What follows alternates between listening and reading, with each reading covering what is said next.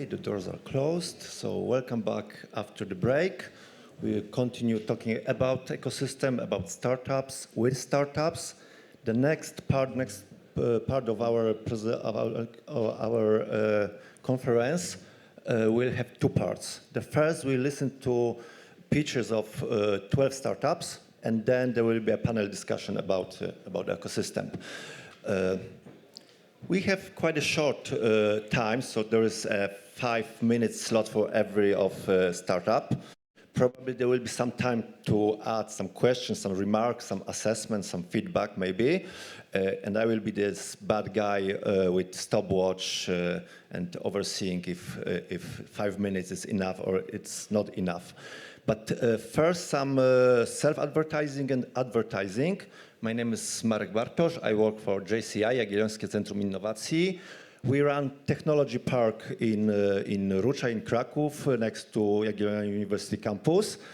But we start in January. We start acceleration program for startups, so we can provide a grant for startups, expertise, advisory, mentoring, grant up to 150,000 zlotys. And some expertise advisory. We are looking for startups with product which can be introduced to the market soon. So I hope that some of yesterday's speakers and most of today's speakers will join us, will contact us. You can contact us, you can contact LifeScience Klaster. We have this acceleration project together. I will be reachable after this presentation. So you can ask me. You can see us at our stand. And there is another acceleration program from NCBR Access. So before we will be listening to startups, to pitches, Martyna, please. Thank you, Marek. Thank you.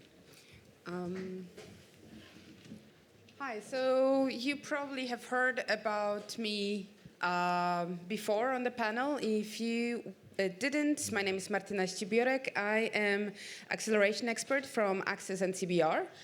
And what we do, we are focusing on high risk and high impact startups and how we are doing it. So a lot of people before ask me a lot about NCBR, and just to give you an idea where Access fits first. So as you know, in the country we have the whole group of NCBR, where we have the main NCBR that gives a lot of money for projects, including FANGs, including leader programs, where researchers can apply. However, NCBR also created additional subunits, and we do have the NCBR Plus, which is basically our IT support for all our programs and applications. We do have the investment fund called NIF, where they essentially work with highly developed startups that are looking for investors. And then there are two groups, Ideas, which was created earlier than Access, and Ideas now is joining together with Access into the activities. Ideas itself was created for AI innovations, and now they are joining us as Access to accelerate the innovations, and more about that will be happening in December. So what does Access do?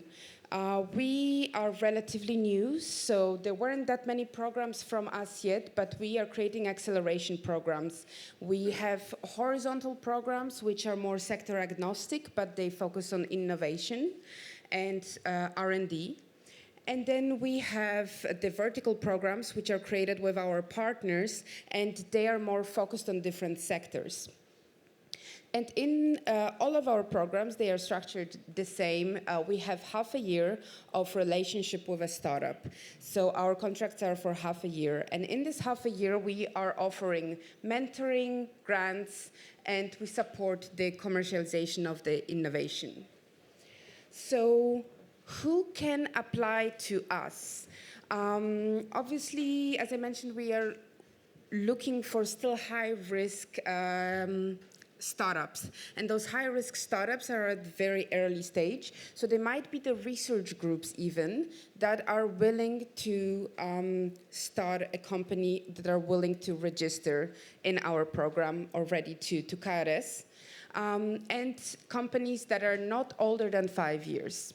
The main point is that the existence of their companies based around R&D and innovation. And we are looking for legally Polish entities. So funders do not have to be Polish, but the company has to be. And obviously, we are looking for aspiring funders with innovative ideas. So to go more into the high-risk thing that I'm talking about, because I noticed that not many people were telling about the TRLs, so technology readiness levels. And when we are speaking about the startups for the innovation, for the technology sector, they might be on very different levels of preparation. So NCBR, the main one, focuses on basic research and technology concepts. That's where a majority of the funding from NCBR goes to, and that's what you do at the university.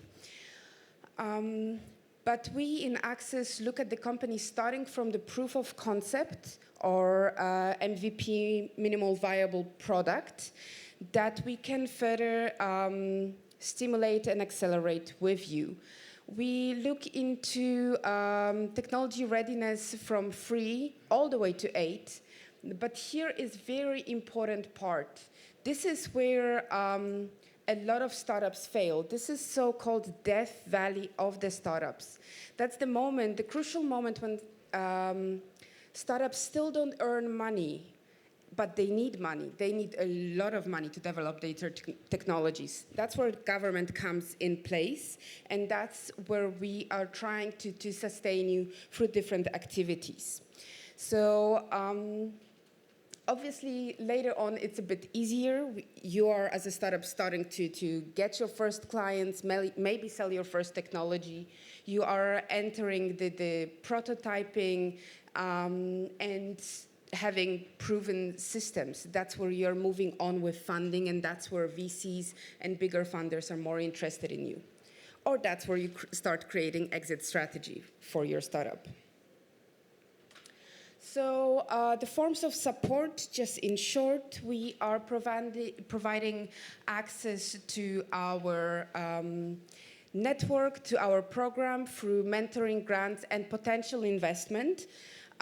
In the mentoring network, we have over 100 mentors from different disciplines, not only medtech, not only life science, but as I mentioned, from different types of business, as well as different types of technology. So you really have a variety of people to choose from as a startup joining our program. And then for that, we are devoting 100,000 zlotych. And additionally, you get 300,000 of non-repayable money for development of your startup. And we do not take, at that point, we do not take equity for your startup. Only in the moment when you would want to try to get equity investment from our company, that's when we would be interested in your equity. So to just give you some gist, we did not have yet a vertical devoted to specifically to life science or medtech, but we did have through horizontal programs, we did have some startup success stories already, such as the company called Rebread. They are focusing on developing the fermentation beverages produced from unsold bread, which is important for circular economy, for the green economy, to reduce the food waste. The other type of example of our success story, we had a company created by Piotr Lazarek, who already created it when he was 24. And those are the automated satellite-based field productivity analysis using drones. And that directly translates to better yield received from the farmers from their products. The other success story is a spin-off from University of Warsaw, from Faculty of Biology, Bumi. Bumi is a company that specializes in fertilizers using microorganisms from extreme environments, which is useful for nowadays for all the global changes of the environment. So that also helps with better yields of growth. And the last but not least is a company called Serio. They produce the plant-based cheese alternative that is made from lupin. And lupin is has high natural protein content, which is very important for the vegan diets. So if you want to learn more about what Access does, how to apply, or if you want to observe when will be the next call for you, please scan this QR code, and you can also contact me directly. Thank you so much, everyone.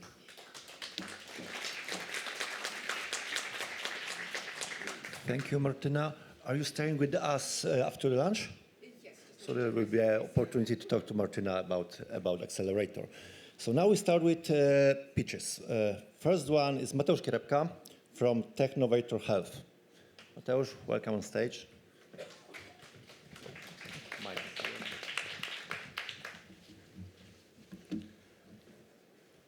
Hi, hello. And presentation.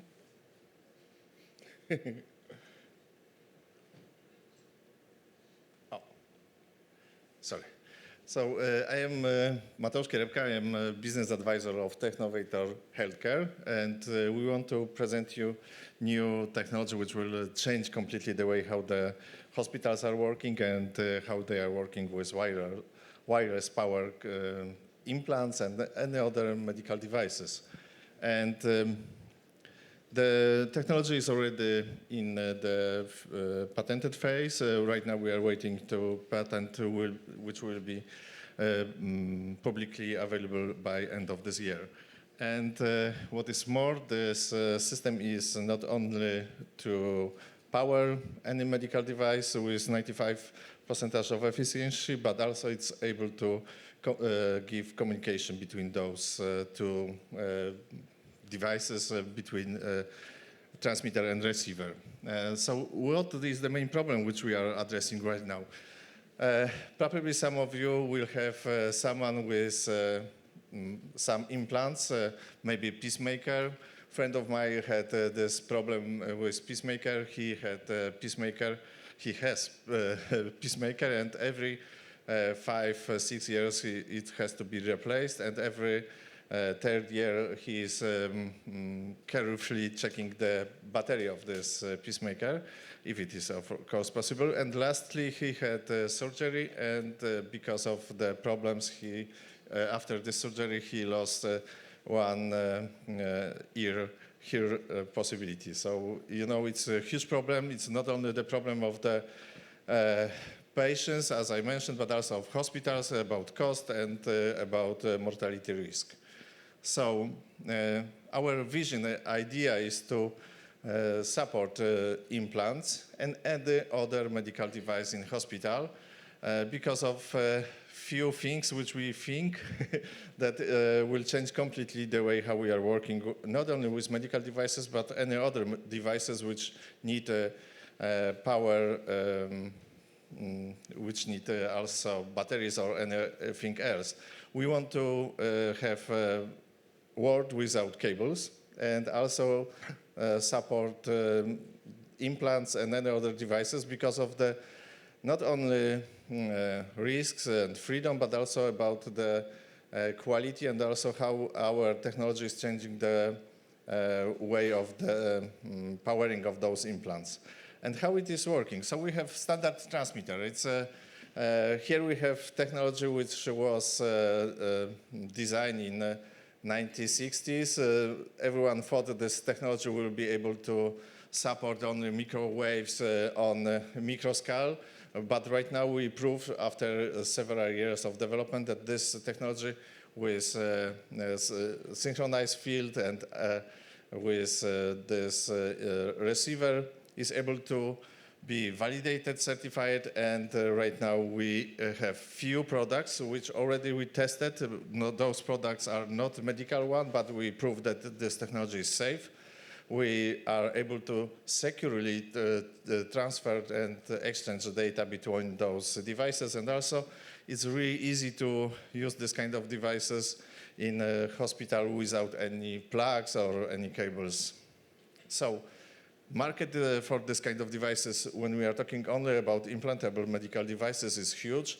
We have more than 600 millions of people with cardiac disease, but there are plenty of other medical devices, implants in other cases and medical problems. So we started in 2015. In 2024, we had products with our technology. And right now we are working with big companies like you see Biotronic, Boston Scientific, Medtronic. We had a chance to work with Google because we was chosen as one of the best startups in Poland to be supported by Google.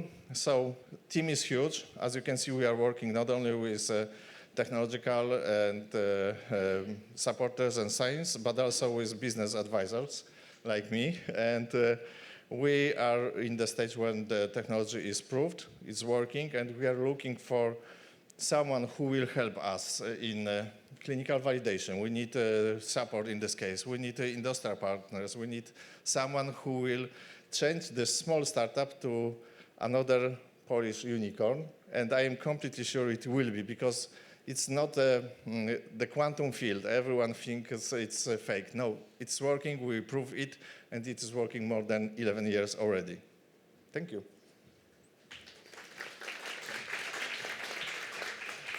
Thank you, Mateusz. Any questions? Okay, so let's move to next presentation. Raman Simafayev, VR Neuralink AI.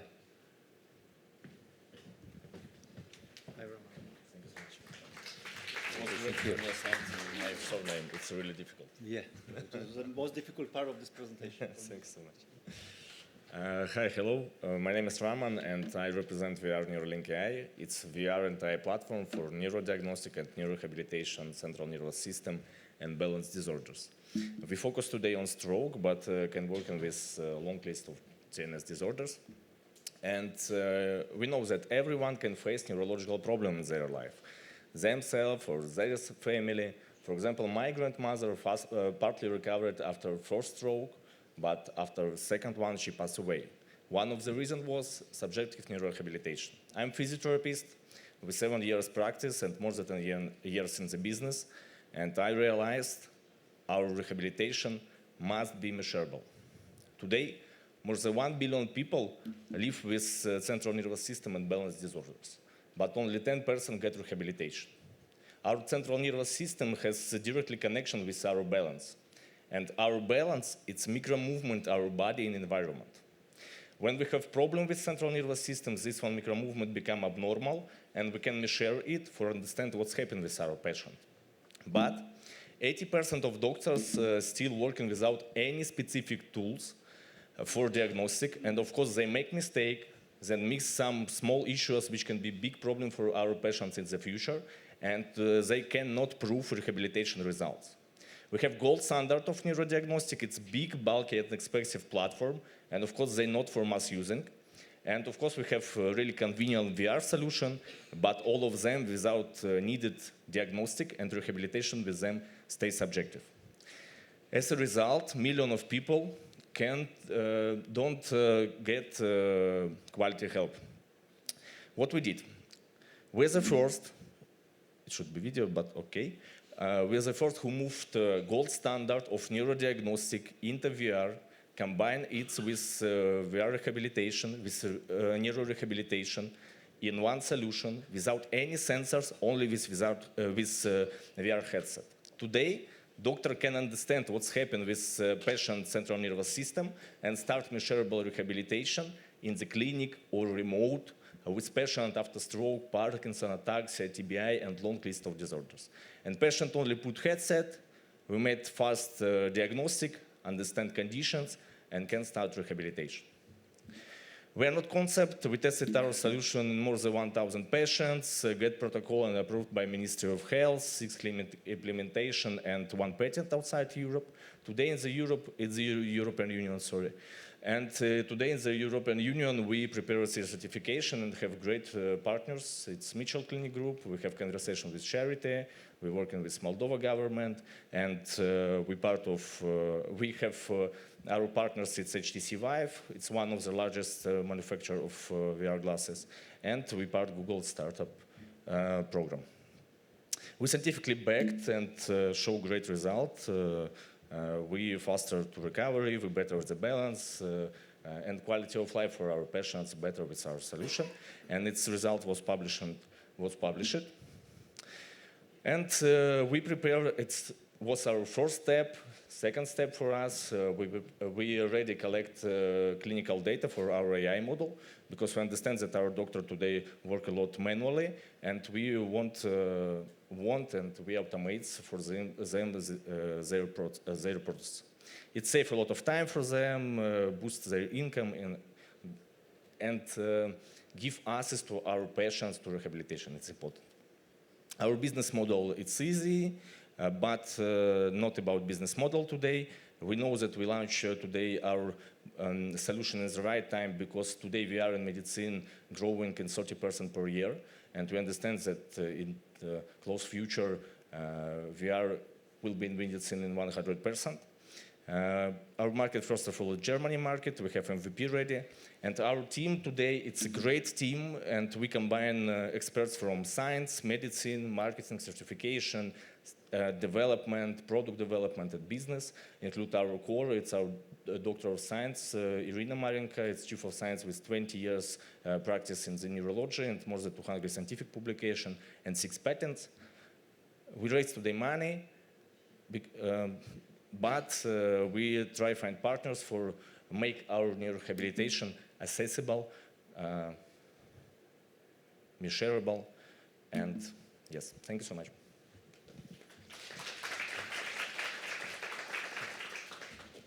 Great project, great presentation. Thank you. And now let's welcome Filip Drosch from KineLab. So hey guys, I'm super inspired already. These are bright lights, but I will manage. Just let me learn how to use this, because I'm always not so sure. My name is Filip, and I'm building a pocket movement laboratory. Few words about me.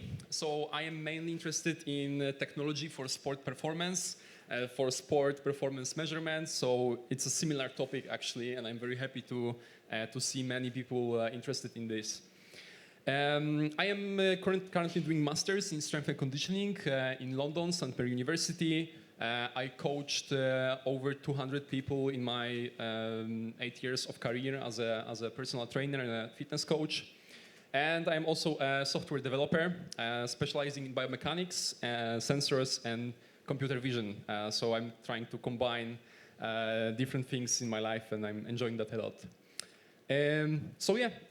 I'm working with coaches, and this sort of similar nightmare of not being able to measure properly and not being able to prove that our programming basically works. I think about this as, training without data, training without measurement. It's like healthcare without blood tests. Like, we all expect getting blood tests done and getting diagnosed when we go visit a doctor. And it's a standard that there's a great technology for diagnostic and measurement in healthcare. And I think that coaches, trainers deserve the same professional tools. Some of my friends, we interviewed all over 20 people. These are some of my friends and really great coaches in Poland working with professional sport athletes. Are really showed us that it's a big issue. They say that this objective data builds trust, that it's also a very important marketing tool for coaches when they can show that their work is actually bringing value. So yeah, this is kind of the life cycle of this problem, I would say. Without objective data, our coaches struggle to prove value, and the clients leave. If you don't see progress when you're training, you maybe start to doubt the things that you're doing. So this objective data, this kind of trend chart that is going up, it's very motivating, and it really increases retention. So for coaches, it's over 6 months, it could be around 10,000 zloty lost. And acquiring new clients costs much more than retaining.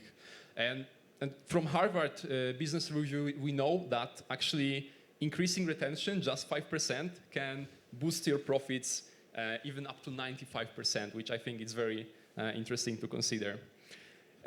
So yeah, the global market, it's growing quite quickly for athlete management system. It's estimated to be around 9 billion or 2033. And my vision is that basically in 5 years, all coaches will have some sort of a pocket movement laboratory in their smartphone. This is why we are building ScaleUp, which will be a set of products. Currently, we are focusing on a smart sensor for tracking progress in strength training. And we already know from initial testing that our product it's more precise by 10-15% than others similar on the market. So yeah, I've been working on this for the last 3 years. We have multiple validated prototypes. Some of them are force plates. I cannot play the video, unfortunately, for you. I'm also working with computer vision, so working with sensorless solutions for movement, tracking, and measurement. And I can say that one of our algorithms proved to be 95% as accurate as 100,000 zloty force plates, laboratory-grade force plates, which is a really great success, thinking that this is an app that costs, let's say, 5 to 10 euros. So yeah, this is, in a short, our timeline. We'll be developing the first product. We are already developing and validating the first product, which is a smart sensor for tracking strength training. And then we'll be moving more to a sensorless systems for mobile devices. And our goal is by 2033, make sure that as many coaches as possible are using our solutions and they can prove value to their clients. Currently, I'm looking for marketing and sales co-founders. I am the CEO and CTO. I'm collaborating with a PhD in biomechanics from Kingston University. And yeah, that's it. If you're interested, please scan the QR code, get in touch. And thank you so much for your time.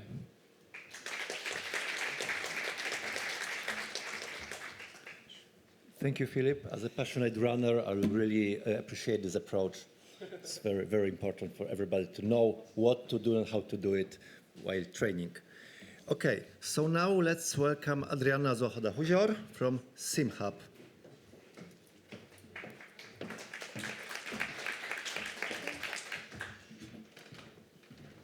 Hello, everyone. It's a pleasure for me today to present to you SimHub and how we are shaping the future of medicine through medical simulation. As I said, my name is Adriana Zohoda-Huzior. I'm a medical engineer and the CEO of SimHub by Virmet. In SimHub, we say that good doctors know how to do. However, better doctors know when to do, but best doctors know when and what not to do. And currently, this is the issue. And this is the way where our company comes and simulation comes. We are a service company offering 3 main types of services. The first one is medical image processing, which includes medical data segmentation, 3D modeling, extended reality support, virtual, augmented, and mixed reality, including iterations inside hospital rooms, and 3D printing services. We're also working on medical simulation, producing patient-specific simulators, offering services for digital simulation, and simulation-based services. We're also running our own educational courses, which are dedicated for basic medtech courses for children, for students, and also courses for medical professionals from interventional cardiology and cardiac surgery. How we run our services step by step. We often work with medical data processing, which are 3D data like computed tomography and magnetic resonance. Based on such data, we process them to create segmentation with 3D reconstruction, which then we use to create advanced modeling and 3D measurements. And now presenting these technologies step by step. Segmentation and modeling services we are using first to extract the region of interest, very often for complex patients, for very specific data which has a lot of movement artifacts and are very difficult to be processed by the standard radiological or clinical softwares.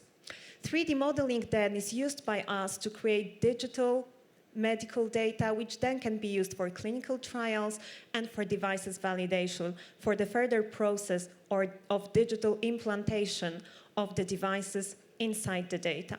As you can see here, based on the data, we can perform also additional 3D measurements, which might be the input for the clinical trials or a medical certification for the medical devices.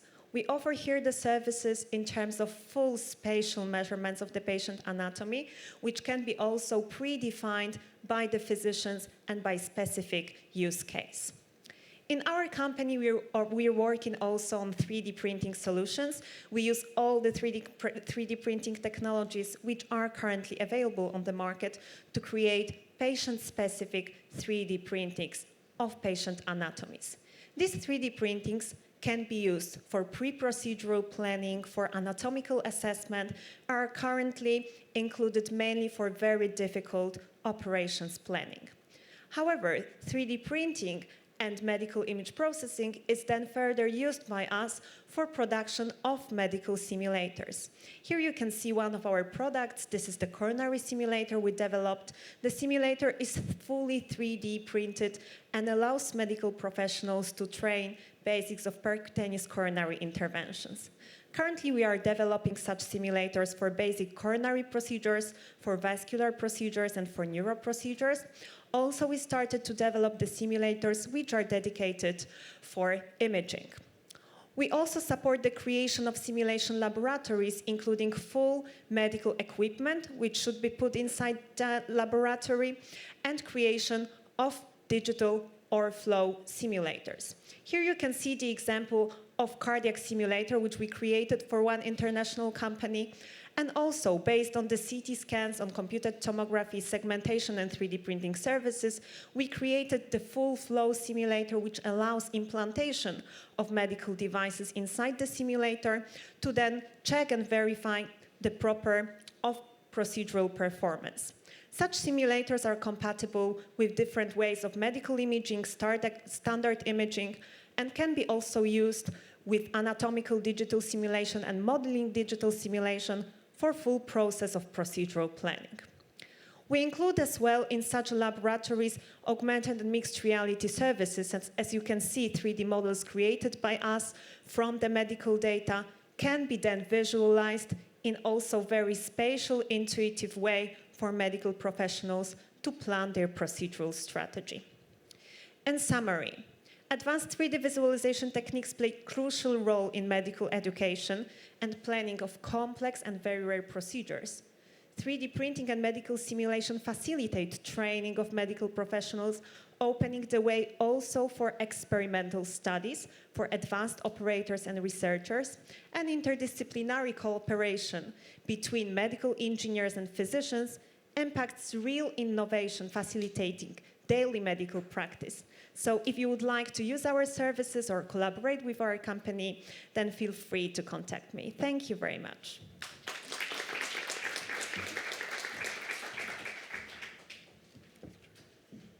Thank you, Adriana. It's a great presentation as well and great project also. And now let's welcome Filip Katulski from Milkysoft. Hi, Filip. Hi, thank you. What is it? Oh, here I can see it. Okay, hi everyone. I'm Filip. I'm representing Milkysoft today, and I would like to present you our project, which is named Cognitail. And the problem that we are trying to solve is that every day thousands of people are in the state of reduced consciousness, experiencing coma, or are patients under hospices or hospitals, and they lack emotional stimulation and emotional contact with their family. This is due to the limited possibilities to meet the family, because family members could be working or could be busy with a different tasks and cannot visit their family every day. Also, the limited availability of the medical staff, because medical staff, as everywhere in the world probably, there's never enough doctors and nurses to tend to patients, as always, and the lack of appropriate tools. And about these tools, our application, Cognitel, could be this tool, as we provide a possibility to listen to audiobooks narrated by the loved ones' voices, synthetic voices, to the patients. The pipeline is very simple. A family member records a voice sample, a few minutes, 15 minutes, something like that, select which books they would like to produce for their family members that are in the hospital, and then the audiobook could be played directly to the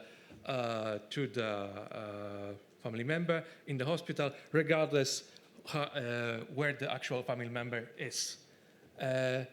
We are mostly focusing on cooperation with hospitals, neurological wards, rehabilitation centers, and hospices, because this is where our target patients would be located.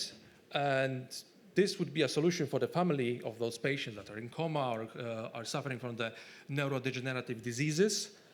And of course, these patients with those health impairments. Why now? Because the AI voice cloning technology has become so broadly available and is good enough to produce, let's say, quality audiobooks that represent the emotional tones, together with just the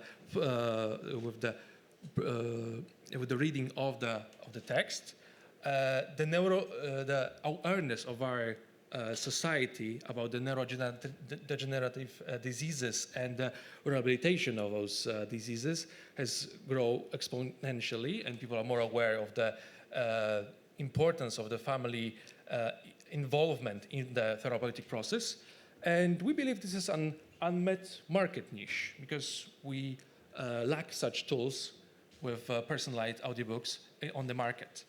The technology, apart from the AI voice cloning and the emotional, let's say, fulfillment of the voice, it's not like reading to a robot reading with our family voice. It's a full emotional tone.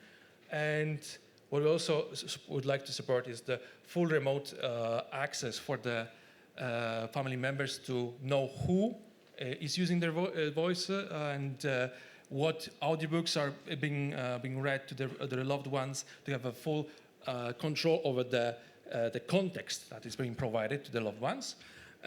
We also would like to provide the end-to-end integration together with the equipment needed to play these audiobooks.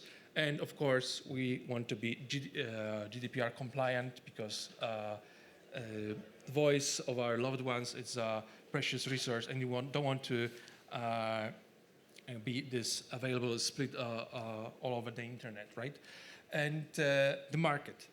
In Poland, around 24,000 patients per year are patients of the hospices or palliative care wards. Around 500,000 people are suffering from many different neurodegenerative diseases, and the global market is close to 250 billion US dollars in the segment of this cognitive and emotional rehabilitation. And right now, we have a working MVP, and we have our product works as a web application, and we are finalizing the product, the process of the development of a mobile application to also be available on the mobile devices. We are conducting acceptance tests in the pilot groups, in the small groups of the willing people who would like to, who wants to give their loved ones their personal audiobooks. And we would also provide our app as a tool for potential researchers that would like to inspect in depth the impact of these synthetic voices on the human brain for those patients. We are looking for medical partners, for hospitals, for hospices, for medical centers that would love to include this product in their daily therapeutic process for the patients. We're looking also for the investors that would love to cooperate with us, and for advisors to also advise us on the topics of the AI ethics and how to how to make a responsible product for our future. And thank you very much. If you would like to join us or to contact us further, please contact us. Sorry. Yeah, this disappeared, sorry. Thank you. You can leave it here. Thank you, Philip, for this brilliant idea, and fingers crossed for the project. And we are waiting for you in our accelerator program. And now we have Norbert Kapinski from Smarter Diagnostics. Yes. Hand up. Great.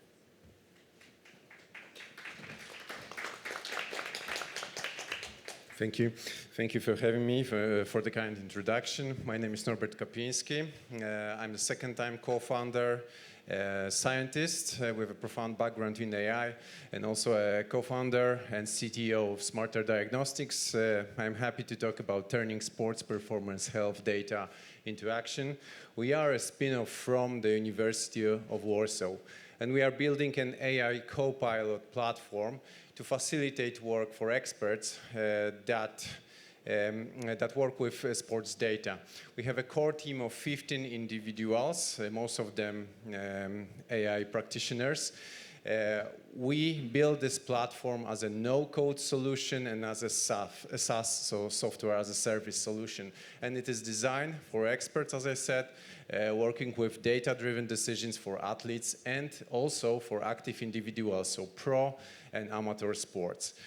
We are on the market. We are operating for more than 4 years, but we are on the market. We started selling 1 year ago, doing some crazy stuff and hypothesis testings, but we managed to do pilot revenue of 100K euro at the first year, and right now we are actually approaching 300K euro in this year.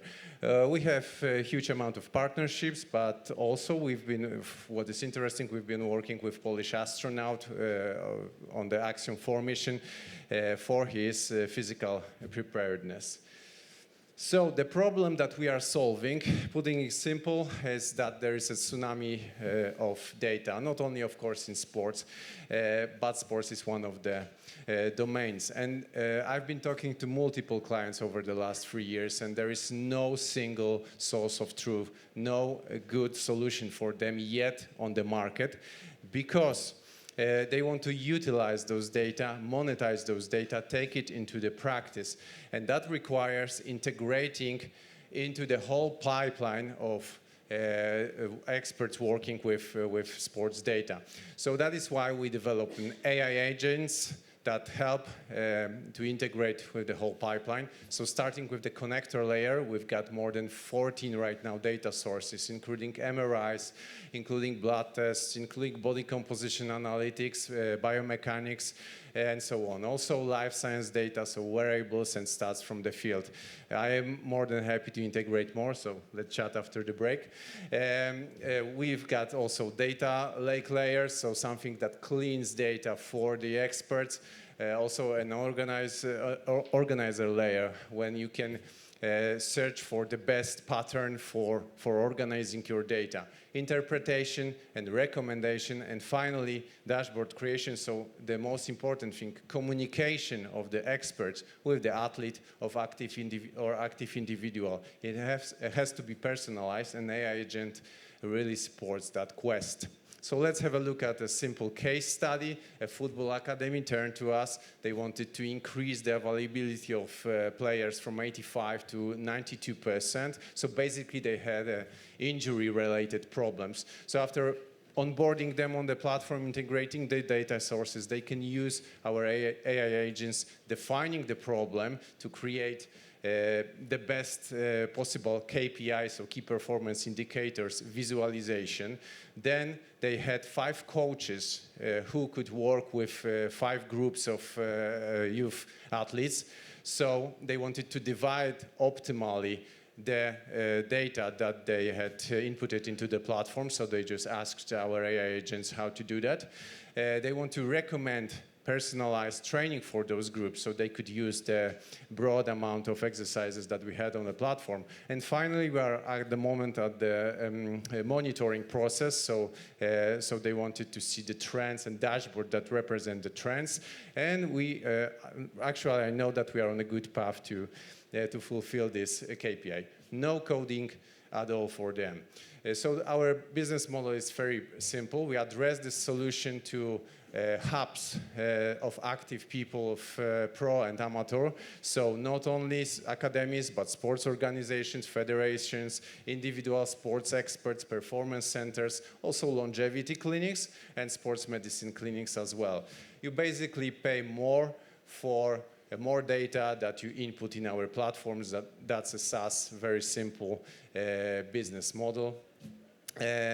At the end, about the team, so 2 experienced co-founders, sales team, and also AI engineering team, and a lot of, actually right now, 15 advisors with a shining star, Dr. Daniel Cohen, who is an expert and also advisor of NBA, NHL, and NFL teams.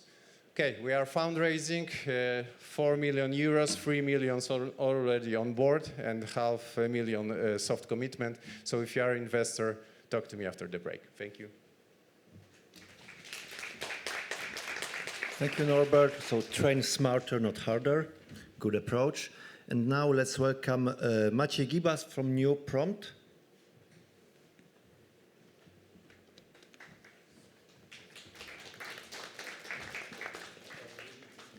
Good morning, everyone. Okay, thank you.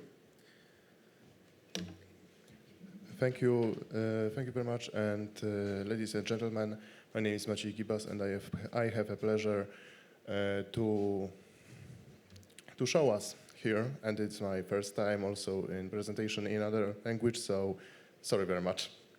Firstly, okay, I have a first question for you. How many people here do you use a ChatGPT? Probably every day. Yes, I see. And I encourage you to make a simple test. Write on, even after this session, right here, write them, hello, hi, please write me everything what you know about me. Make this a simple test.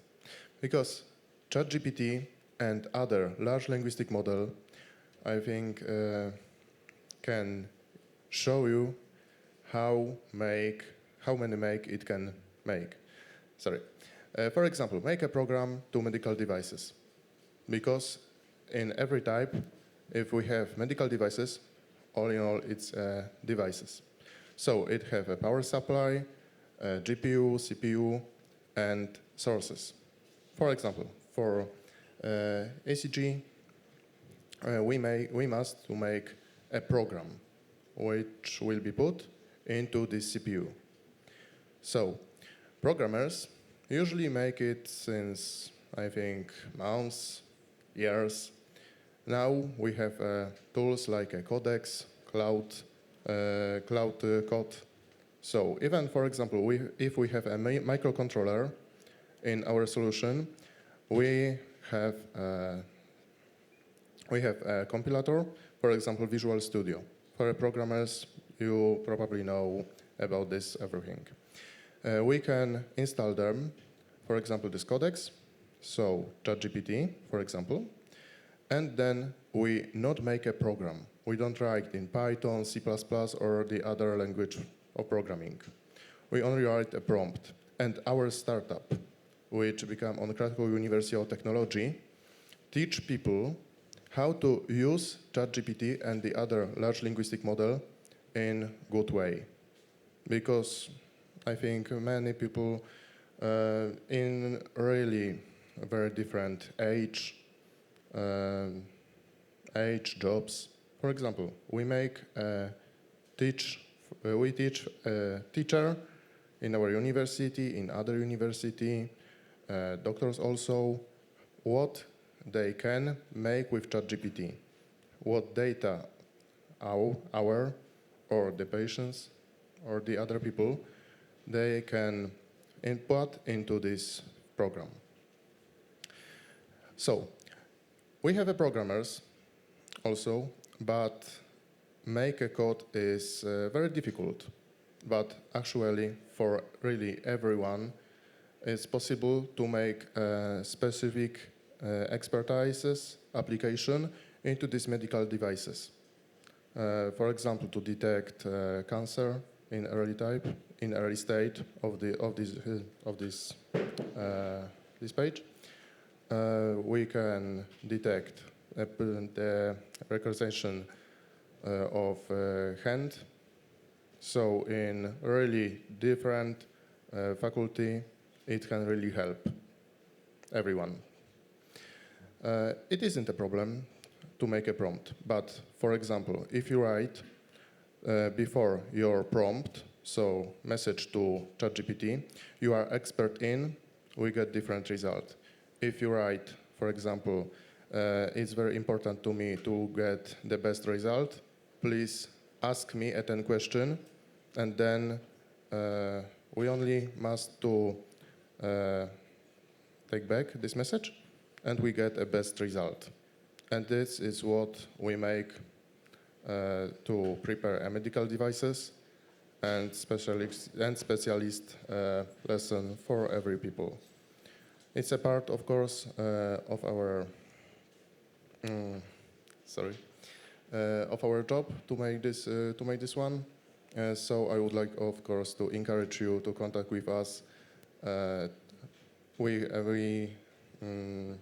very happy to collaborate with different organizations and with our university. Thank you very much for your attention, and I invite to after this break. Thank you. Thank you.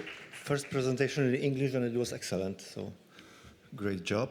And now, Konrad Kwiecień, Flex and Robust Systems.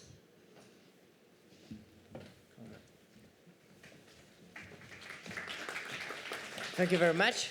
Hello, everyone. It's a pleasure to be here. It's a pleasure to present you something maybe slightly different, something but very important, what may save your life and save your house. Because first, to start with, we have a lot of medical presentations here, and for you, it should be obvious what you do when you're injured. Of course, you have to take care of the wound. That's pretty obvious. But what do you do with your house? Usually nothing.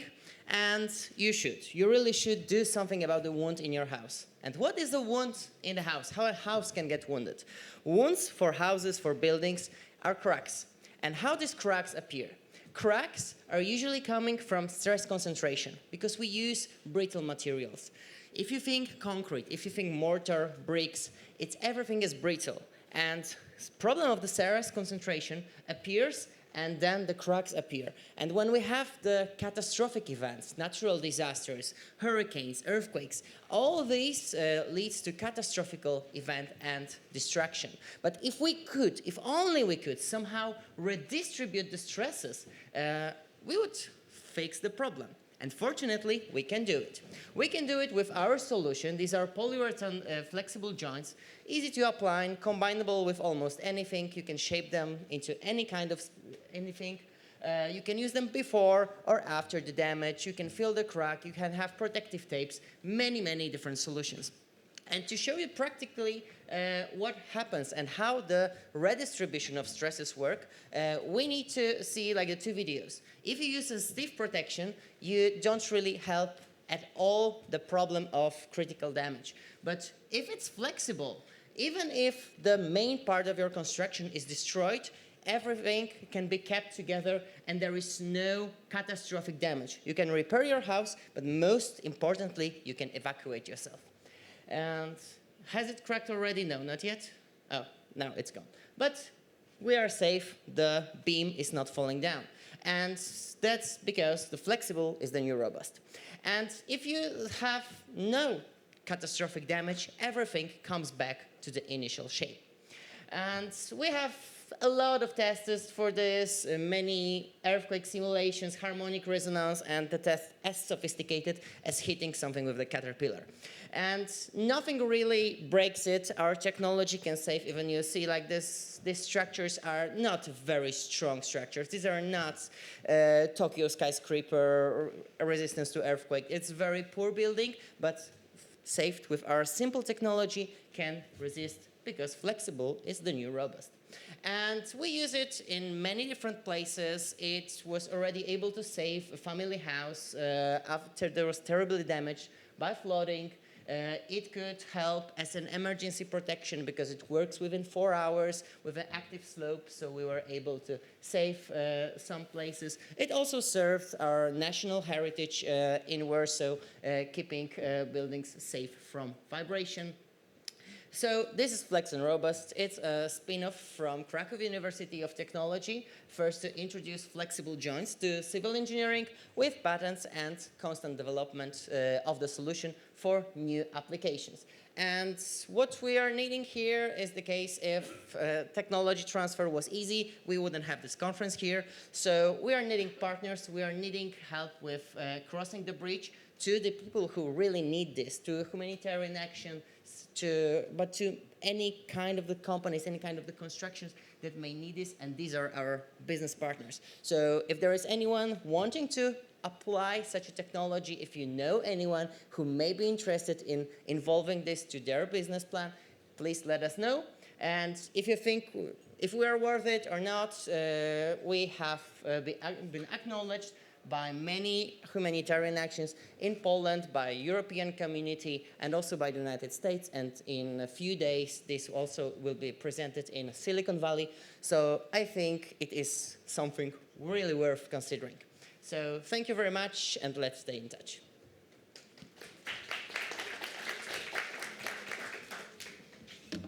Thank you, Konrad.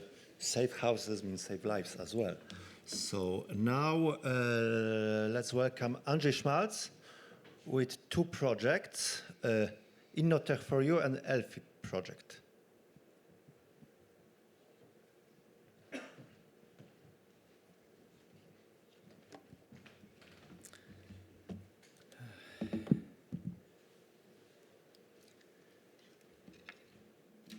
Good morning, everyone. My name is Andrzej Schmalz, and I represent Warsaw University of LifeSciences. Or more exactly, Innotech for Life. It's a university's special vehicle. One of our tasks is to support the innovation technologies of our startups. Let me present 2 of them, Innotech4U, and the second one will be Elfi project. Innotech4U is a startup which works without golf courses. In our minds, golf courses are wonderful, green, eco-friendly areas.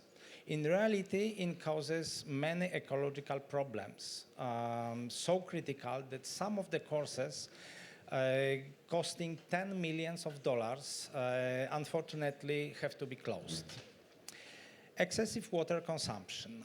Traditional golf courses maintenance requires a lot of water to keep the turf in perfect condition. Unfortunately, it lowers the groundwater levels. Water pollution is the second problem. The high use of synthetic fertilizers and pesticides is a major source of environmental degradation. They are leached from the soil and carried into the rivers, and that's the great problem. Another thing is CO2 emission. Carbon dioxide, as we know, is a problem for our environment. While the grass acts as a carbon sink, the overall operation of the golf course generates a significant carbon footprint. The main sources of the emission is lawn care machine and energy-intensive production of synthetic fertilizers. Biodiversity problem is that too much grasses at the expense of the other plants disrupt environmental diversity. Our solution is that we offer the comprehensive package of eco-friendly technologies and services to transform golf courses across Europe into eco-friendly areas. Water management,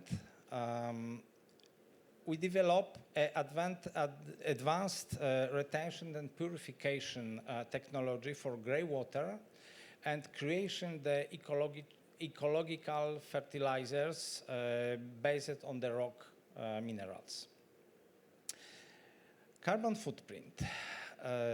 Implementing new strategies and technologies to optimize course maintenance process leads to the measurable reduction of CO2 emission from the field operation. Pesticide reduction. Our implementation of innovative technologies, development at our university, and process optimization drastically reduces the consumption of pesticides. Oh, sorry. Okay. Sorry for not moving the presentation.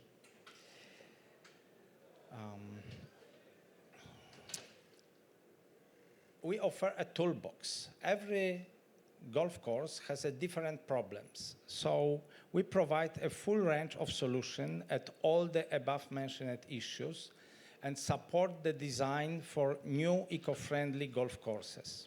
In addition, we conduct world-class training and certification program for greenkeepers and groundsmen. Market size. In Poland, only in Poland, we have nearly 70 courses, golf courses, while across Europe we have nearly 9,000 courses. We are planning 3 main business directions. Sales of fertilizers based on the rock materials, consulting services, designing and modifying golf courses to make them completely eco-friendly, expertise and training services.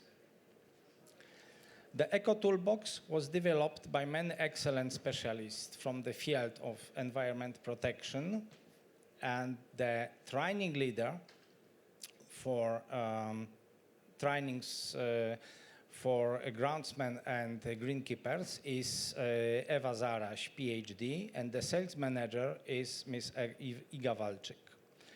Where we are? Our technology is at TRL 9, ready for implementation. Let's start our business together. Thank you. And the second one, the second presentation of second project. Okay, is the ELFI project. As you know, burning the solid fuels such as coal or wood is related with high emission of pollutants like particulate matter, PM, that cause smog and health issues during the heating season. The core problem is domestic PM emission. Traditional chimneys have no filtration, no effective dust removal mechanism, releasing a lot of ash and soot, PM1, PM2.5, PM10, into the atmosphere. The problem is amplified by old, low efficiency stoves and boilers in our household. Our solution is a revolutionary self-cleaning electrofilter dedicated to households, effectively eliminating PM emission from chimneys. We offer 2 versions of device, mounted as an insert at the end of chimney or directly to the stove or fireplace. Typical electrofilter absorbs dust during operation, but unfortunately, this accumulated ash causes a lot of filtering efficiency. In some cases, just after a few hours of operation, the filters stop cleaning, exist gases. It's a great problem with filters manufactured by other companies. The most important innovation in our solution is the effective self-cleaning process of the filter. Full automation supervises operation and cleaning. The electrofilter is nearly maintenance-free through the whole heating season. The user only needs to empty the ash drawer.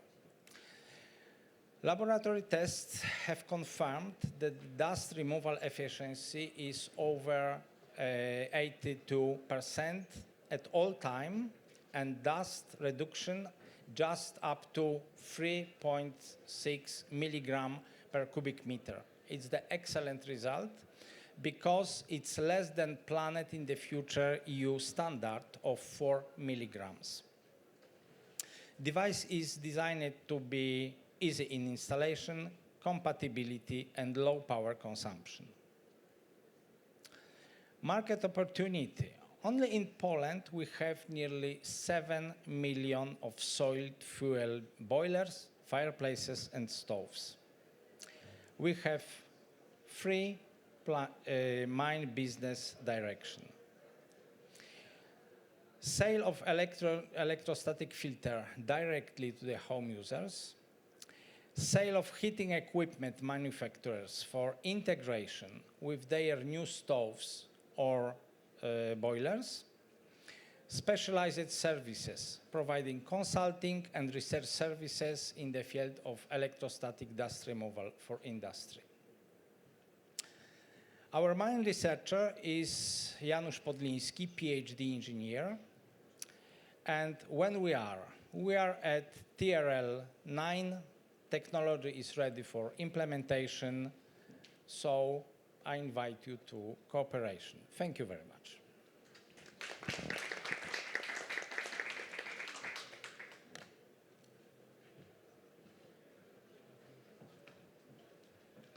Thank you, Andrzej, for your presentations. I was in Phoenix, Arizona 2 weeks ago. They have golf courses and they have desert. That means a lot of water management issues. So why only Poland? Why only Europe? Maybe United States is a good market for you as well. Do we have Joanna Ortyl here? Probably not. So this was the last presentation. And let's move to discussion panel, Crossing the Commercialization Gap, Strategies for Deep Tech Success in Life Sciences. And it will be led by Jolanta Jaśkowska from Cracow University of Technology.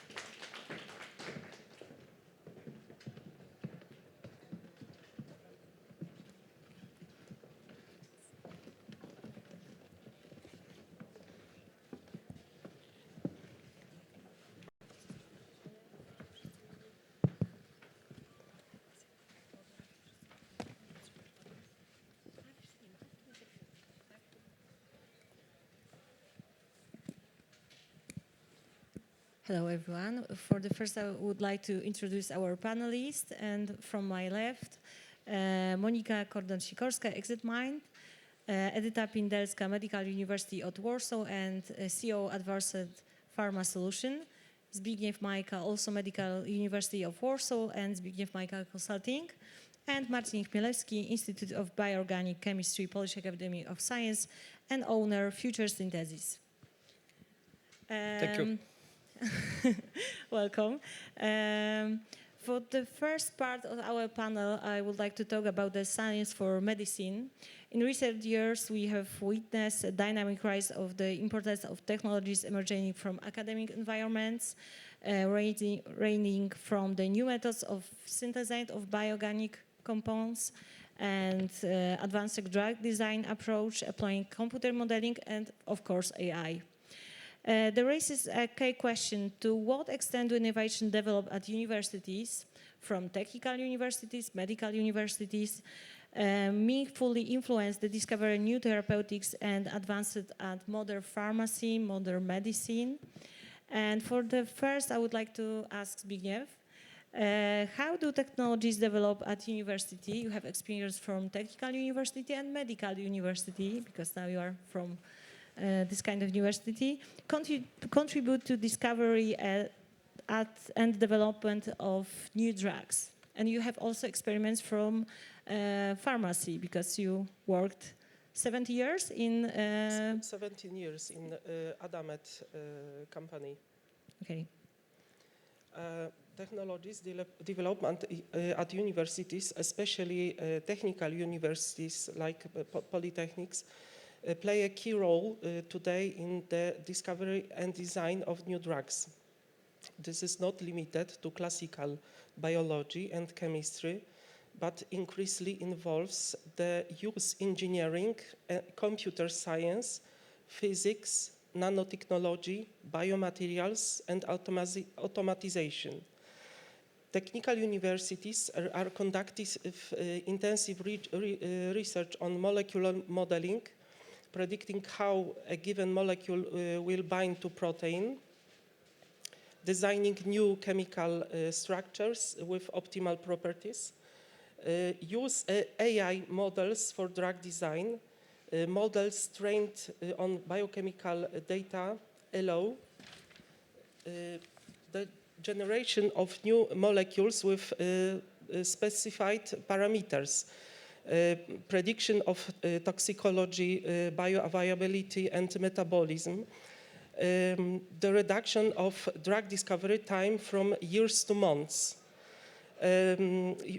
Technical universities use the big data and bioinformatics for analysis of genomes, proteomes, searching for new therapy targets, for identification of disease biomarkers.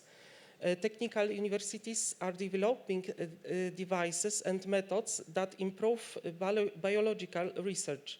For example, microfluidics, lab-on-chip, chips for rapid testing of cellular and chemical reactions, screening thousands of molecules at once with minimal material consumption, modeling organs on chips, organ on chip, for example, heart, lungs, liver, automatization and laboratory robotics, for example, robotic pipetting stations, high-throughput screening systems, automated platforms for chemical synthesis. All this allows for faster, cheaper, and more accurate testing for potential drugs. Next is nanotechnology and material engineering. Research into materials provides new therapeutic tools. Next is nanocarriers, liposomes, polymers, nanoparticles, nanotubes, gold nanoparticles. Enable precise delivery of the drug to a specific location in the body, increase the effectiveness on oncological anti-inflammatory therapies. Next are smart biomaterials, materials that release drugs in response to temperature, pH, or inflammation, implants with controlled release of molecules, nanodiagnostic, ultra-fast detection of diseases markers, which helps development of personalized therapies. Next is innovative drug production methods. It's very interesting for us because we use new methods in drug synthesis like mechanochemics or ultrasounds. Technical universities are developing production technologies, process engineering, optimization of chemical synthesis of drugs, modeling of pharmaceutical processes, increasing the efficiency and purity of the products. Universities use also mathematical models and simulations. Technical universities use mathematics and physics to predict pharmacokinetics and pharmacodynamics responses, simulate biological interactions at the tissue or cell level. This reduces the number of costly and time-consuming experiments. So you prove that the technical university is a very important part of this process to drug design. Thank you. Edita, what do you think, based on your experiments, what buyers most commonly hire research attempting to commercialize their finding? I have worked in both academia and industry for many years. So I can say that there are a number of challenges involved in making a profit from research. The first of this is the difference in the way of organization are set up. Science moves forward by being precise, checking the results are correct and sharing them in publication. Business, however, relies on being quick, able to adopt and make decisions even when there is uncertainty. The clash of mindset often slows down the process of transferring new ideas from the laboratory to the marketplace. Another big problem is that scientists don't know enough about the market. This is it. Many researchers focus on being excellent in laboratories and experiments, but they don't always have access to information about the market.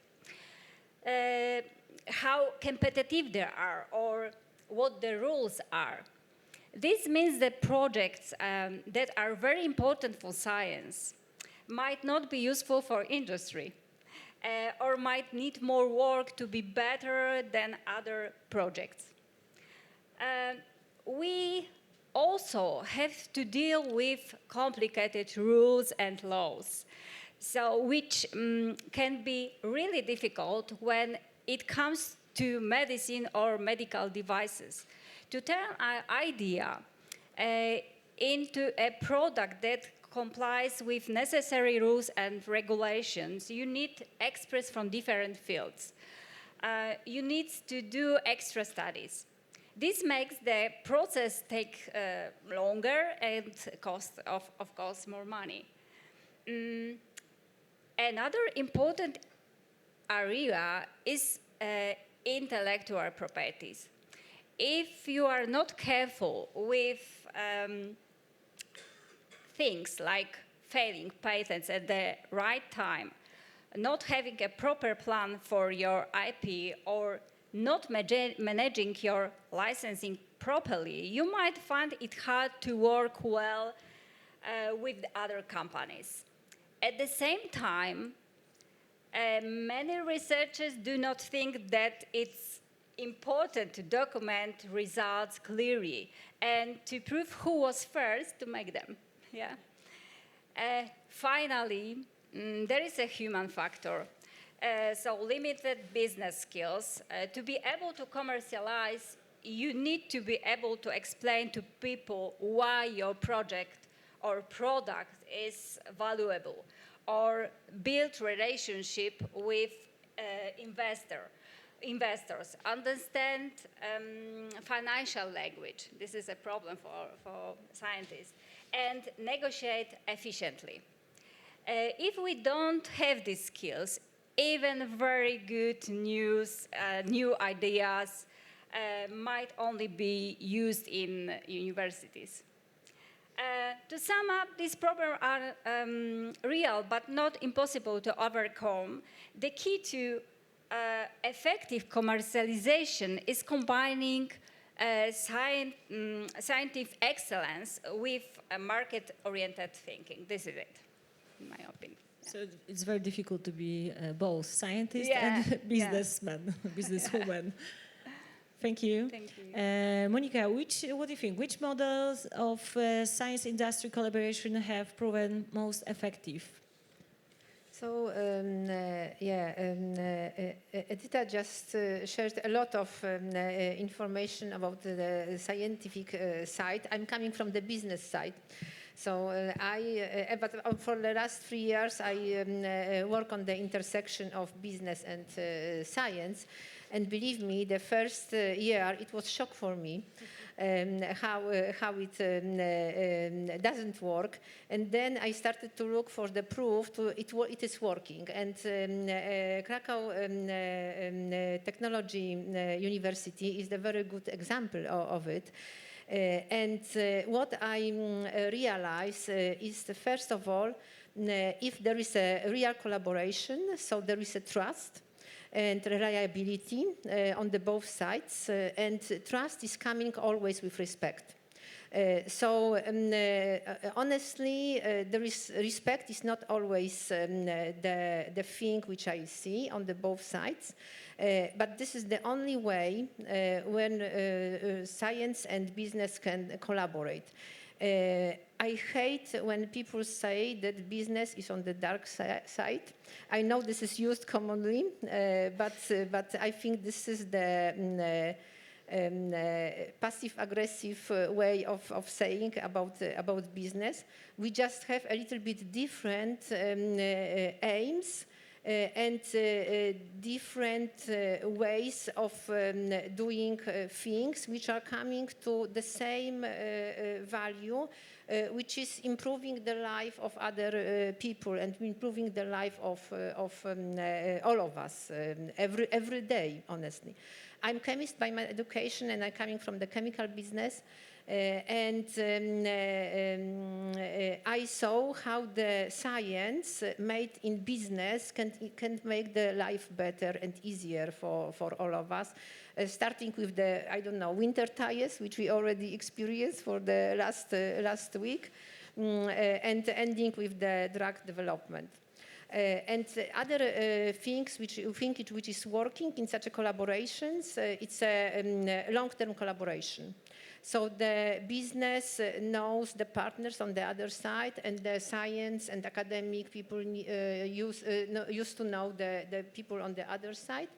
And it creates trust and a good relationship. And believe me, this is very important in businesses, especially that on one side we have people who have very deep knowledge, as it was described by Zbigniew, so many very difficult things to understand, so people can be expert in very, very narrow area. So I believe that if we share this big vision of making people lives better and easier and longer, then we need this just simple things like collaboration, trust, long-term relationship, and respect. Yes. Thank you. And Marcin, what do you think? In which area of pharmacy and medicine does Poland have the potential to become technological leader? You have experience from Poland and abroad. What do you think? Thank you for the question. That's a very difficult question because I know that we don't know technical leader, but in my opinion, Poland has a strong potential to become technology leaders in an area like drug development, drug design, or medicine, but especially in fields that depend on the advances scientific knowledge, but not this that required very high capital investment, because we don't have a capital investment yet.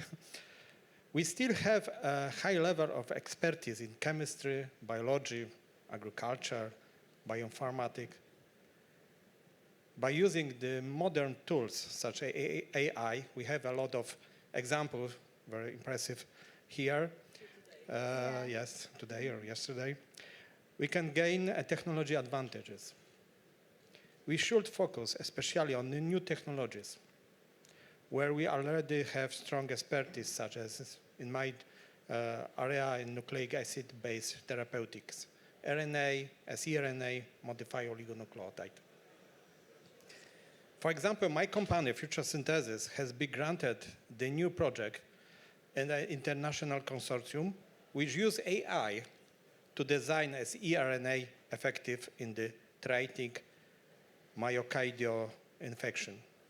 We have expertise in chemical synthesis, because we obtain RNA and gram scale as the only one company in Poland, but our European partner has expertise in using and designing AI. This connection gives us a success with the granted. Poland still has a long tradition and deep expertise in the nucleotide and oligonucleotide chemistry. This is an example to explore different fields and should look for other areas like that. In Poland, we have a rapidly also developing biotech sector. And with proper funding, new startup can develop key biomedical technologies. But they should do so by using the scientific potential available in Poland. This is important, and we look for this scientific, we have an original technology. Academic teams in Poland with expertise in chemistry, biology, and physics can develop their own solutions that companies can implement that. A successful example of RNA technology transfer in my area from my Institute of Bioorganic Chemistry of Polish Academy of Sciences is collaboration with company MedicoBio. This public traded company recently received a patent for siRNA therapy targeting glioblastoma cancer. Conceptual work was started at the institute, but then development at the company. This news about the patent was very positively received by the capital market. You can check the stocks with the increasing the price. This is one example in my opinion, and maybe there's a lot more in Poland. Thank you. Thank you. And now I want to talk about the investing in science. We talk about the fundings. It's a very important part of the research. How can capital and research speak the same language? Monica already said something about this already. The growing prominence of deep tech solutions and the rapid development of scientific innovation in LifeScience make the dialogue between academia, entrepreneurs, and investors increasing essential. And this discussion aims to explore how science and capital can move closer together, overcoming communication gaps and differing expectations that often slow the advancement of breakthrough technologies. Monica, how do investors perceive deep tech projects, and how do these differ from more conventional technology ventures? Yeah, this is always a valid question, and it's as you said, a specific language, but as well specific goals which investors need to achieve at the end. So at the end, in the morning, it was a very good panel about investing, and a final goal of each and every investor is to earn money and make an exit from the company. And when science and academia cooperate with the other company, there are different goals to achieve some specific goal. But for investors, when, for example, we are investors, we want to just earn money. And we need to remember that this is the final, ultimate goal of investors. So we need to, as startuppers, you need to start to think as an investor.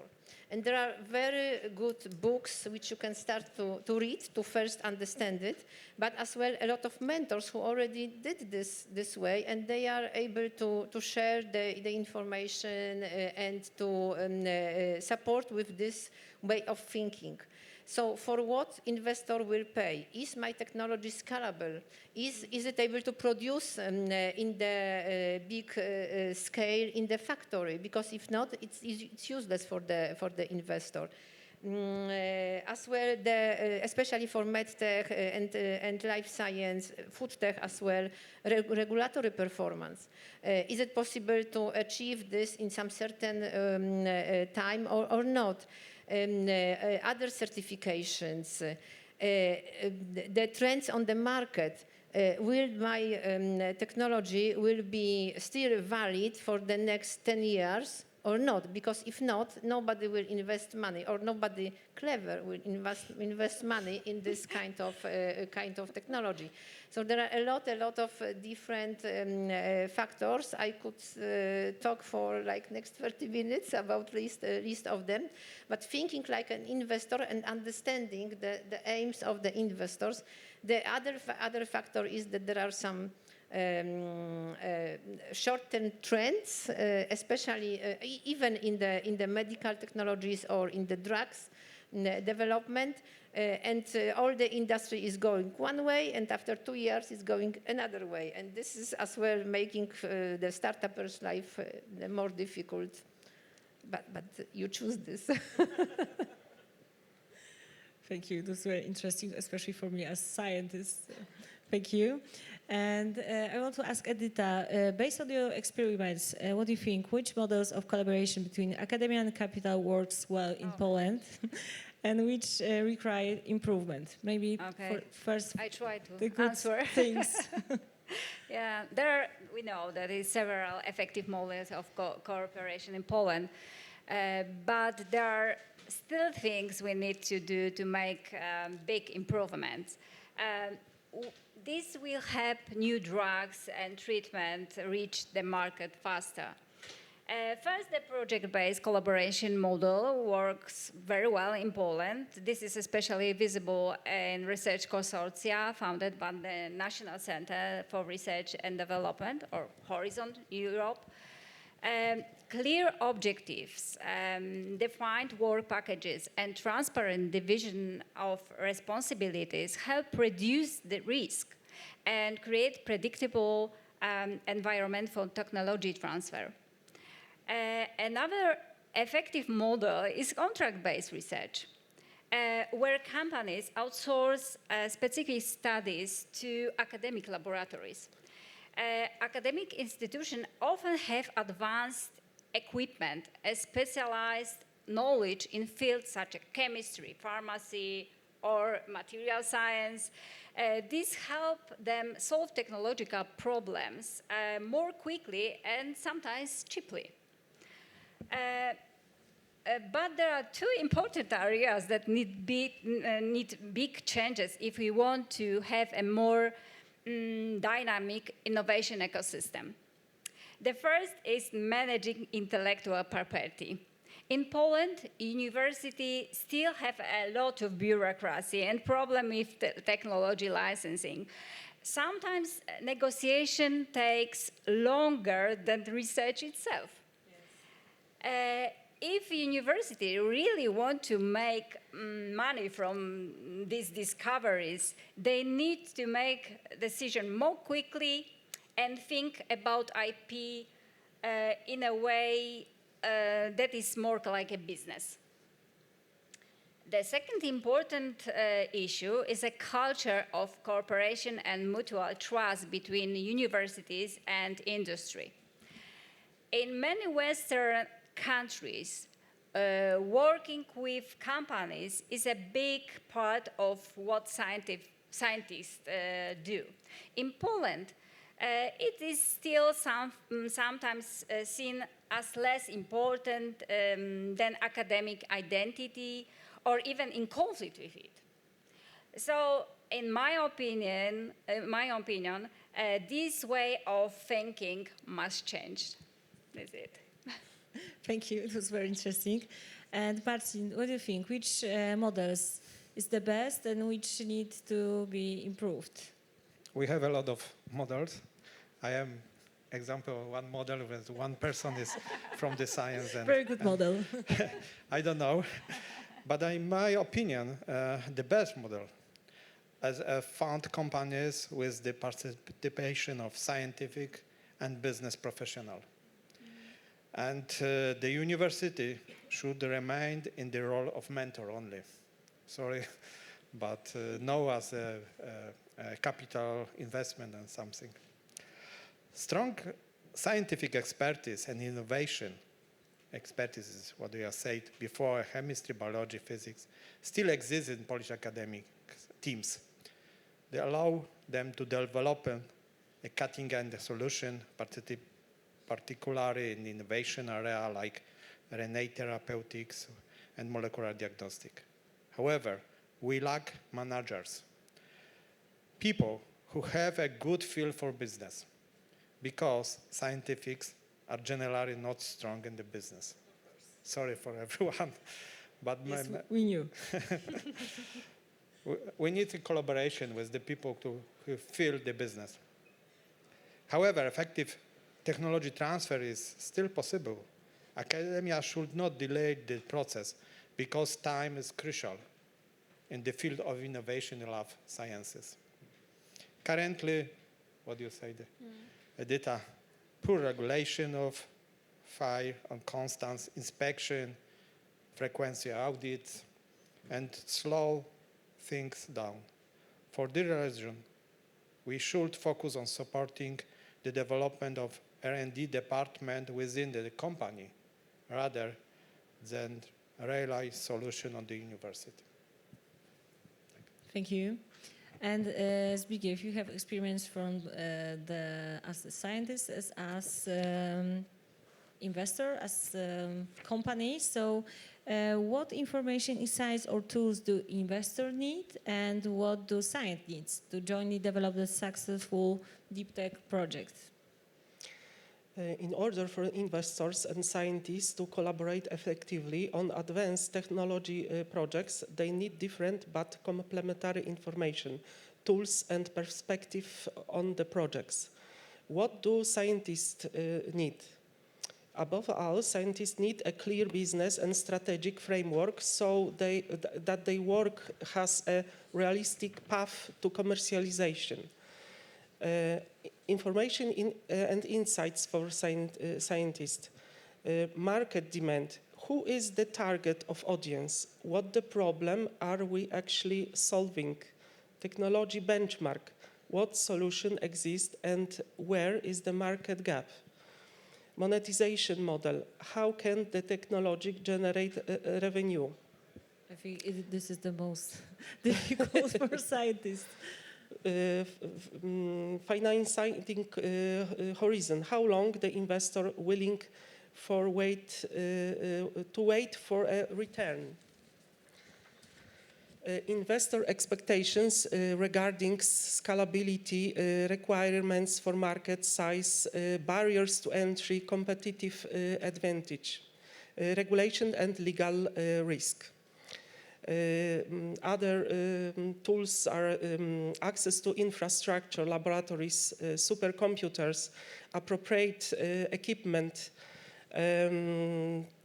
technology readiness level models for assessing technology readiness, technology transfer tools, patent and licensing process, IP management, and support in preparation business analysis. What do investor needs? Investor need technical transparency and evidence of the product real potential in order to make rational capital decision. The information and insights for business. Technology feasibility, what is fact and what is research hypothesis. Technical risks, what can go wrong and how much will it cost? Technology development roadmap, milestones, required resources, time. Scientific advantage, why is this method technology better than the alternatives? IP protection potential, can it be patented and defend competitively? Replicability of results, evidence, data, publication, prototypes, and tools for business, technology due diligence, reports, TRL assessment, external expertises, the risk management tools, scenario analysis, simulation, IP tools, patent landscape analysis. That's all. Thank you. And I think that we should talk about the value of death. We already heard something about this today. So deep tech technologies in life science, how to cross the valley of death in commercialization. I think it's a very important topic. The transition from research to market development remains one of the most challenging phases for deep tech innovation, particularly in life science, where regulatory, financial, and organizational demands are exceptionally hard. We already heard about this from CEO of Rival yesterday. And this panel examines so-called valley of death, the critical stage at which many promising technologies stall just before the commercialization. Edita, what do you think? Why do so many promising technologies stall in the valley of death? Okay, so first, there is a fundamental gap between academic research and industrial implementation. So academic laboratories generate excellent concept, but they rarely deliver technology ready for scaling. Research outcomes often remain the proof of concept level without developed industrial process, standardization, or validation.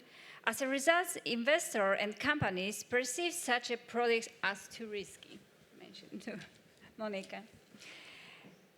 One of the most difficult challenges is finding money to pay for the stage between finishing laboratory work and getting serious investors. So this is especially true in pharmacy and biotechnology, where the cost of validation, scaling, preclinical studies, and clinical studies is high. Investors want to see a reduction in risk before they invest. And finally, rules and uncertainty in the health sector also play a big part. Even the best technologies have to go through long certification process. This is fine because patient safety is the most important thing, but it does make commercialization slower and more complicated, of course. Technology do not fall into the valley of death because they lack scientific merit. They fall because there are no coherent, well-managed pathway connecting the laboratory to the marketplace. We need better ways to connect science and industry, better ways to manage risk and investment in ideas that can be used in the real world. This is it. So we need more money before commercialization. Yeah. From academia. Exactly. I think the same. And Marcin, I have a question for you. What are the key financial, regulatory, and organizational barriers that impede the transition from research to practical implementation? You have experience to this area, I think. Mm-hmm. The main barriers include the fact that developed technology and the scientific idea are owned by the university, and either not interested in the implementation it or does it not how to do this. So scientific should establish partnerships with industrial entities. There is a lack of business incubator at university and the not idea how to implementation. They should be stronger academia-industry collaboration. Of course, this is this idea we have discussed a lot of years. University should focus on the fundamental research, while company develop, apply a solution with the clear mechanism for fast technology transfer. A successful deep tech ecosystem requires a combination of regulatory clarity, funding, talented people, infrastructure, and knowledge. The summary of this question, the key barriers that slow the transition from the research to practical implementation are: the first, the financial barriers, limited early stage funding. This is first. So financial for academia. Yes. More. The second, More, yes. more money from academia. The second is regulatory barriers. Unclear technology transfer regulation. We know how to move the owner of the idea to company. The next organization barrier, lack in internal R&D capacity in company, and lack of early stage incubator at university. And the last, but probably the more important, is brain draining and talented gap. Skilled researchers offer leave from better opportunity abroad, leaving domestic company with limited human resources. Because in my opinion, in Poland, we have a strong knowledge, but the people, this is important in the process. Yes, and we talk about the mentors, yes, in this. This is also very important for the people from academia to have good mentor. You had the good one. Thank you. And Zbigniew, I want to ask you, what changes are required to establish a stable and supportive deep tech ecosystem in Poland? What do you think? Creating a stable and favorable deep tech ecosystem requires changes on many levels, from universities and laboratories through financing and law to a culture of cooperation and the ability to commercialize research results. Deep tech is unique. Projects are long, capital intensive, full of technological risk, and their value is created more slowly than in software. Therefore, it needs an environment designed for its unique requirements. The most important changes are crucial. Reform on the part of universities and research institutions, professionalization of commercialization. Technology transfer offices must act as venture builders, not as administrative units. Transparent procedures for patenting, licensing and spin-offs, faster decisions and less bureaucracy, change in the motivation of scientists, rewards for patents, implementation projects and cooperation with business, career paths allowing scientists to create startups, better research infrastructure for spin-offs, access to laboratories, clean rooms, prototyping facilities, changes in financing and investment mechanism, longer investment horizon, like 50 years, greater share of hybrids grants and stage financing, special scientific expertise in fund teams, instruments minimizing technological risk, proof of concept grants between 3 and 6,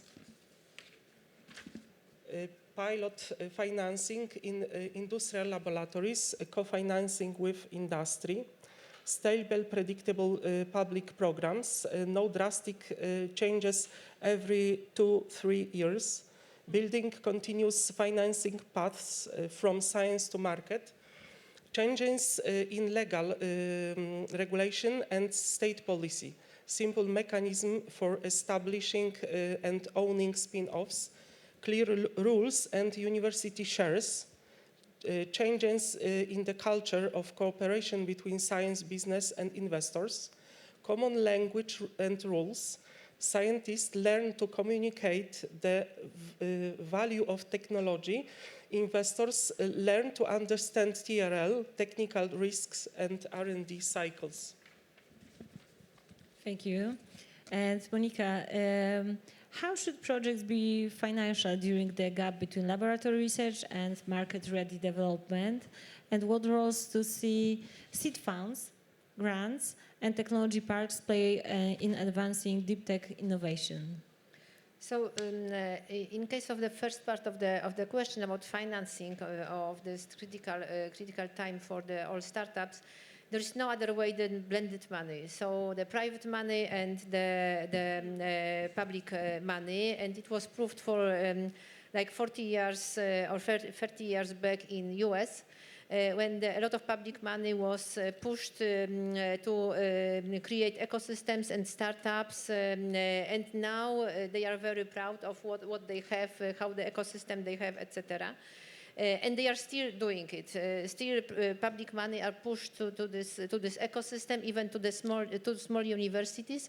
Recently, I discussed with Marek Bartosz, and he visited US and described how it was done in a small university in Arizona, if I remember correctly. I visited Sweden 1 month ago and saw how AstraZeneca is pushing money to ecosystem with no expecting reward, just creating the more innovation and more cooperation between science in AstraZeneca and researchers from startups. So there is part of grants at the beginning, then seed money to push the business or make a validation of the startups, and the corporate or strategic partnerships at the end. Even the big corporates, they use public money to support their innovation, because this is no way to make only with private money. But I believe that the milestone payment is very important. So if startup is delivering what promised, then the next tranche of money should be given. If it's not delivering, then check why it is like this, and if it is the certain reasons that it will be not delivered in the future, then it should be dropped simply, because if something is not delivering, there's no reason to push more money. And I think this described as well the grants and seed funding, but I would like to tell more about the technology parks.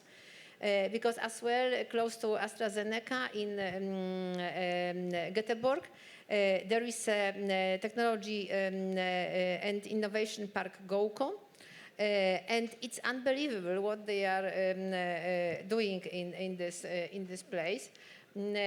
First of all, of course, they invited the big company, which is Mulnike Healthcare. So this is the company which produce the paths for the wounding, and this is the first medtech company in the world. They competed for this prize, the first medtech company with Johnson & Johnson, but finally they found some documents that the Mulnike was the first one, so they are very proud of it. So they are like the corporate company in this place. Then they invited a lot of startups. They invite as well clinics to this place.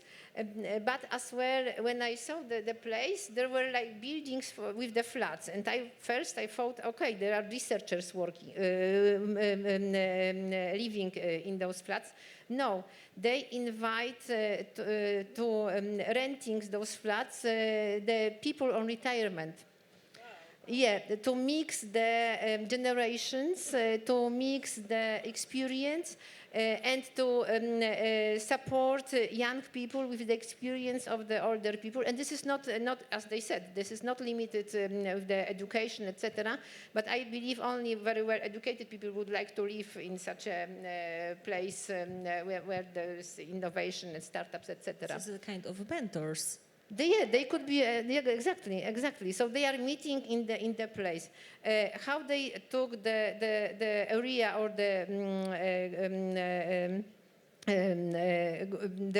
how they built it.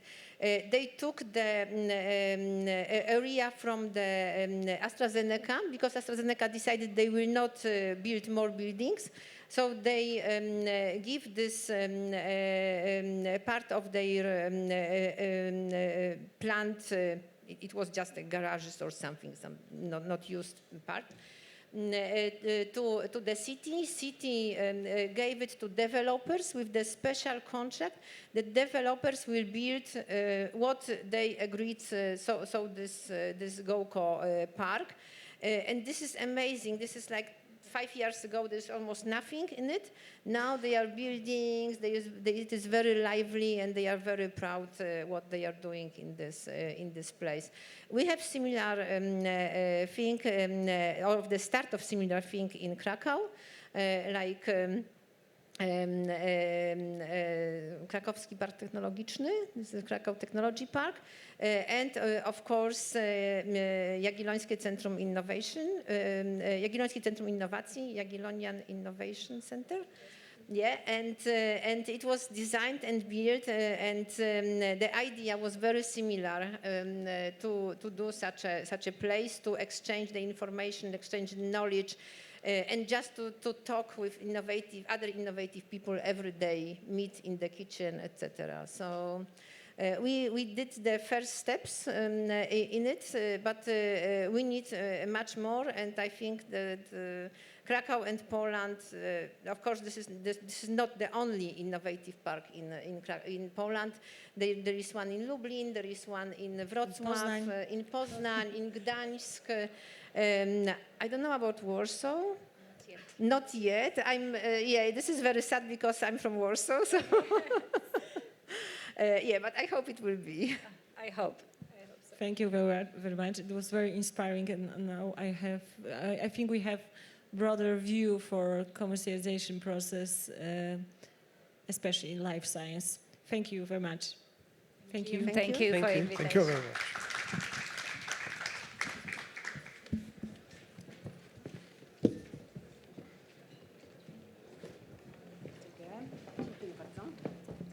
So now we'll have a lunch break, and after 3 quarters, we come back here for closing remarks.